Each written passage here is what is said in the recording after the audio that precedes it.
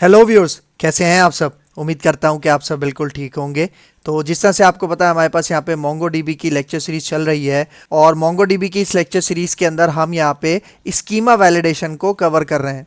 तो आज हम स्कीमा वैलिडेशन के अंदर एक बहुत ज़्यादा इंपॉर्टेंट कॉन्सेप्ट कवर करने वाले हैं और वो है how to add schema validation on existing collection. भाई देखो, प्रीवियस लेक्चर के अंदर हमने देखा था कि जब हम एक नई कलेक्शन क्रिएट करते हैं तो उसके ऊपर स्कीमा वैलिडेशन किस तरह से अप्लाई करते हैं। लेकिन आज के इस लेक्चर के अंदर हम बात करेंगे कि अगर हमारे पास एक ऐसी कलेक्शन है जो कि पहले से बनी हुई है, मतलब पहले से मौजूद है, हमारे पास पहले से एग्जिस्टिंग है, जिसके अंदर कोई भी स्कीमा वैलिडेशन मौजूद नहीं है, तो अगर हमें ऐसी कलेक्शन के ऊपर, ऐसी एग्जिस्टिंग कलेक्शन के ऊपर अगर हमें स्कीमा वैलिडेशन लगानी है तो वो काम हम कैसे करेंगे, वो मैं आपको आज के इस लेक्चर के अंदर बताने वाला हूं। तो आपने मेक श्योर करना है इस वीडियो को एंड तक वॉच करना है ताकि आपको इसका कंप्लीट कॉन्सेप्ट समझ में आ सके। तो वीडियो को स्टार्ट करने से पहले एक छोटी सी रिक्वेस्ट कि अगर आप मेरे चैनल पे फर्स्ट टाइम आए हो और अभी तक आपने मेरा चैनल सब्सक्राइब नहीं किया तो चैनल भी सब्सक्राइब कर लो, इसके साथ साथ बेल का आइकन भी प्रेस कर लो क्योंकि और भी बहुत सारी वीडियोस इस लेक्चर सीरीज के अंदर आने वाली हैं। तो मैं हूं आपका सर मोहम्मद आदिल और अब हम अपना लेक्चर स्टार्ट करते हैं।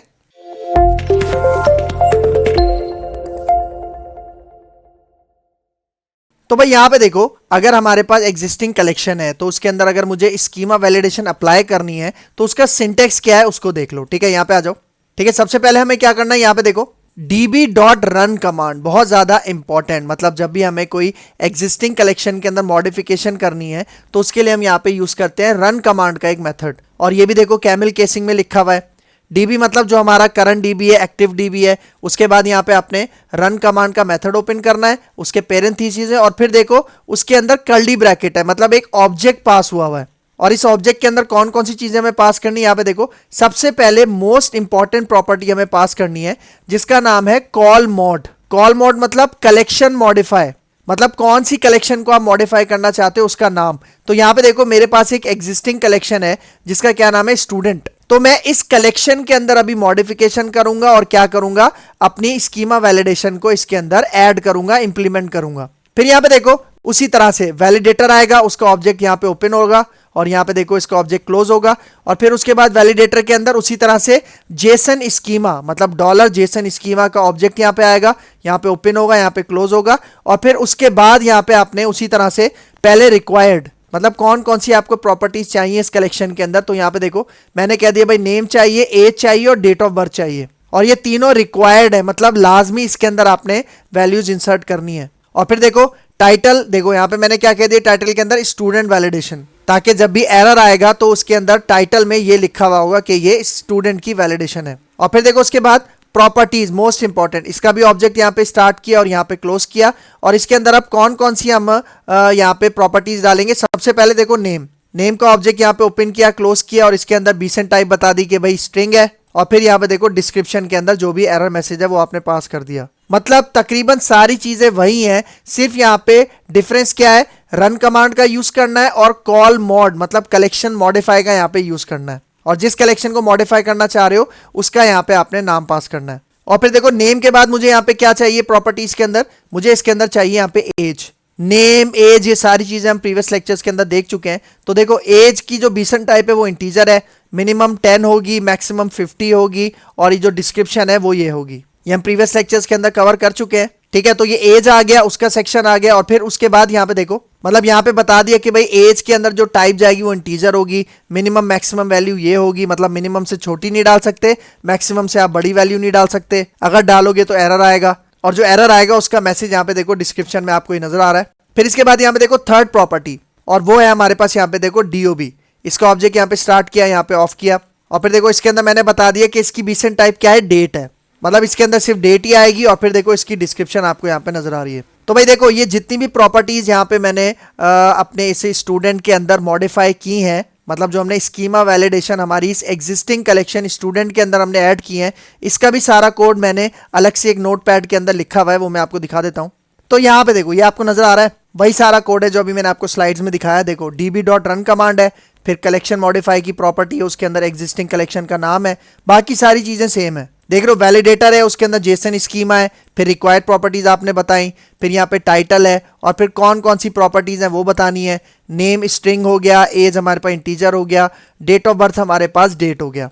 ठीक है। लेकिन यहाँ पे देखो ये सारा डेटा कॉपी करने से पहले, मतलब टर्मिनल में डालने से पहले हम यहाँ पे आते हैं अपने टर्मिनल में।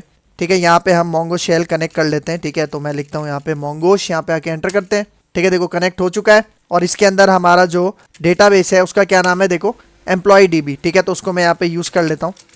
ठीक है, यूज़ एम्प्लॉय डीबी एंटर करते हैं तो देखो ये कनेक्ट हो गया। CLS यहाँ पे कर लेते हैं। लेकिन भाई देखो अभी अगर मैं आपको इसके अंदर अपनी कलेक्शंस दिखाऊं, ठीक है, इसके अंदर अगर मैं आपको कलेक्शंस दिखाऊं तो यहाँ पे देखो स्टूडेंट के नाम से अभी कोई भी एग्जिस्टिंग कलेक्शन मौजूद नहीं है। तो मैं क्या करता हूँ, एक सिंपल सी कलेक्शन बना लेता हूँ स्टूडेंट के नाम से, जो कि हमारी एग्जिस्टिंग कलेक्शन हो जाएगी। सही है, तो यहाँ पे देखो मैं कहता हूँ DB डॉट क्रिएट कलेक्शन। ठीक है, कैमल केस में, और इसके अंदर मैं अपनी कलेक्शन का नाम यहाँ पे दे देता हूँ स्टूडेंट। ठीक है, तो यहाँ पे आके एंटर करते हैं, ये कलेक्शन हमारी क्रिएट हो जाएगी। देखो ओके 1 आ गया। तो अब अगर मैं आपको शो कलेक्शंस करके दिखाऊं तो यहाँ पे देखो हमारी ये स्टूडेंट कलेक्शन आ गई जो कि एग्जिस्टिंग है। तो भाई देखो अभी मैं क्या करता हूँ, अभी मैं इसके अंदर एक ऐसा डेटा डालता हूँ, ठीक है, जो कि किसी स्पेसिफिक डेटा टाइप को फॉलो नहीं करेगा, मतलब किसी स्पेसिफिक स्कीमा वैलिडेशन को फॉलो नहीं करेगा। किस तरह से, यहाँ पे देखो सही, मैं यहाँ पे कहता हूँ DB डॉट स्टूडेंट। ठीक है, और यहाँ पे एक ऑब्जेक्ट इंसर्ट करता हूँ, तो उसके लिए यहाँ पे मैं insert1 का ये मेथड यूज कर रहा हूँ। ठीक है, इसके अंदर ये कर्ली ब्रैकेट ऑब्जेक्ट आ गया। तो इसके अंदर देखो फॉर एग्जांपल मैं कहता हूँ नेम के अंदर मैं यहाँ पे फॉर एग्जांपल देखो अपना नाम डालता हूँ यहाँ पे आदिल। ठीक है, फिर कॉमा के बाद यहाँ पे मैं एज कह देता हूँ, एज में यहाँ पे कहता हूँ 31। ठीक है, और उसके बाद यहाँ पे DOB पास कर देते हैं। ठीक है, DOB के लिए मैंने आपको बताया था ISO डेट का एक यहाँ पे आपने कंस्ट्रक्टर यूज करना है, और इसके अंदर स्ट्रिंग के अंदर हमें डेट डालनी है। तो वो डेट मैं यहाँ पे कॉपी पेस्ट कर लेता हूँ ताकि हमारा टाइम बच जाए। ठीक है, Ctrl+V करता हूँ, यहाँ पे देखो ये डेट और टाइम यहाँ पे हमारे पास पेस्ट हो चुका है। ठीक है, तो अभी देखो इसके अंदर कोई भी एरर नहीं है, मतलब सारा डेटा बिल्कुल सही तरह से मैंने पास किया है। तो अगर मैं यहाँ से इसको कॉपी करता हूँ और अपने यहाँ पे चलते हैं मोंगो शेल में। ठीक है, यहाँ पे आके राइट क्लिक करता हूँ। ठीक है, देखो डेटा आ गया, यहाँ पे आके एंटर करता हूँ तो देखो डेटा इंसर्ट हो गया, और उसने ऑब्जेक्ट ID भी हमें असाइन करके दे दी इस डॉक्यूमेंट के साथ। तो यहाँ पे मैं CLS करता हूँ और अब मैं डेटा देखता हूँ DB dot student dot find. ठीक है, तो यहाँ पे आके मैं एंटर करता हूँ तो ये देखो एक रिकॉर्ड इंसर्ट हो गया। लेकिन अब अगर मैं इसके अंदर गलत डेटा डालूं, ठीक है, तो उसके लिए यहाँ पे देखो मैं क्या करता हूँ, यहाँ पे देखो मैं आदिल स्ट्रिंग है ना, इसकी जगह मैं यहाँ पे क्या पास करता हूँ 22। लेकिन अभी देखो अभी हमारे पास ये जो स्टूडेंट की कलेक्शन है, एक तो ये एग्जिस्टिंग है और इसके ऊपर अभी तक कोई भी स्कीमा वैलिडेशन हमने अप्लाई नहीं की। इसका मतलब अगर मैं ये वाला डेटा यहाँ पे इंसर्ट करूंगा तो वो गलत डेटा भी इंसर्ट हो जाएगा। गलत डेटा कौन सा है, यहाँ पे देखो नेम 22, क्योंकि ये इंटीजर है, स्ट्रिंग नहीं है। तो देखो यहाँ पे चलते हैं और यहाँ पे आके मैं राइट क्लिक करता हूँ, और अब यहाँ पे आके अगर मैं एंटर करूंगा तो ये देखो एक्नॉलेज ट्रू हो गया और इसने ID भी असाइन कर दी। इसका मतलब गलत डेटा इसने एक्सेप्ट कर लिया। इसी चीज से बचने के लिए हम स्कीमा वैलिडेशन का कॉन्सेप्ट यूज करते हैं। तो अगर मैं आपको यहाँ पे इसका डेटा दिखाऊं, CLS करते हैं। ठीक है, यहाँ पे आके मैं फाइंड करके डेटा दिखाऊं तो ये देखो गलत डेटा यहाँ पे आ गया। तो इसी चीज से बचने के लिए हम कॉन्सेप्ट यूज करते हैं किसका, स्कीमा वैलिडेशन का। भाई देखो पहले मैं इस डेटा को यहाँ से डिलीट करता हूँ, तो इसकी मैं ID से डिलीट करता हूँ। ठीक है, मैं ID यहाँ से इसकी कॉपी करता हूँ। ठीक है, तो डिलीट करने के लिए यहाँ पे देखो मैं क्यूरी लिखता हूँ। ठीक है, यहाँ पे देखो मैं कहता हूँ DB डॉट स्टूडेंट और फिर यहाँ पे डिलीट वन यहाँ पे यूज़ करूँगा। ठीक है, और इसके अंदर यहाँ पे देखो डिलीट मुझे किसको करना है, उसकी मैं ID यहाँ पे पास कर दूंगा। सही है, इस तरह से ये ID मैंने अभी कॉपी की थी ना, तो ये ID देखो मैंने यहाँ पे पास कर दी। मतलब मैं कह रहा हूँ स्टूडेंट के अंदर से एक रिकॉर्ड डिलीट करो जिसकी ID क्या है, जिसकी ID ये है। ठीक है, तो इसको मैं यहाँ से कॉपी करता हूँ, यहाँ पे अपने मोंगो शेल में चलते हैं, यहाँ पे आके मैं राइट क्लिक करता हूँ तो देखो ये आ गया डेटा, और यहाँ पे आके अब मैं इसको एंटर करता हूँ।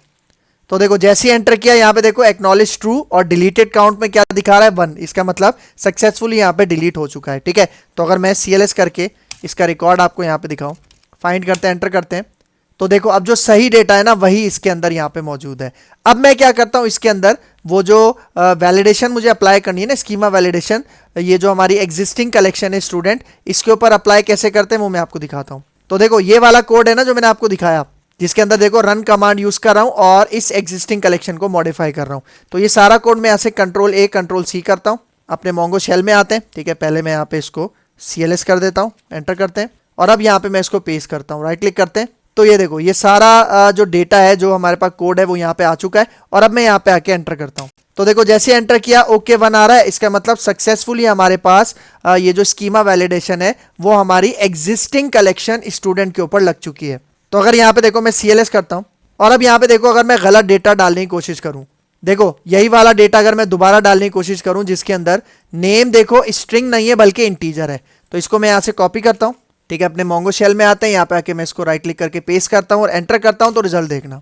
तो ये देखो नेम के ऊपर एरर आ रहा है, सही है, उसका मैसेज भी आ रहा है डिस्क्रिप्शन में।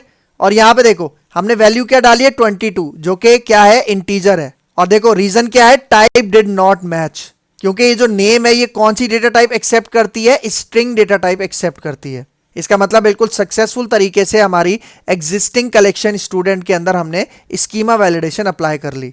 तो इस तरीके को फॉलो करके आपने ये काम करना है। तो यहाँ पे हमारा लेक्चर हो गया है वाइंड अप। तो अगर आपको मेरी वीडियो पसंद आई है तो मेरा चैनल जरूर सब्सक्राइब करके जाना, इसके साथ साथ बेल का आइकन भी प्रेस करना, क्योंकि और भी बहुत सारी वीडियोस इस लेक्चर सीरीज के अंदर आने वाली हैं। तो अगर आपको मेरी वीडियो पसंद आई है तो मेरा चैनल लाइक कीजिए, शेयर कीजिए और सब्सक्राइब कीजिए, और मुझे अपनी दुआ में याद रखिए। तो मिलते हैं इंशाल्लाह नेक्स्ट लेक्चर में, तब तक के लिए दीजिए इजाजत। अल्लाह हाफिज।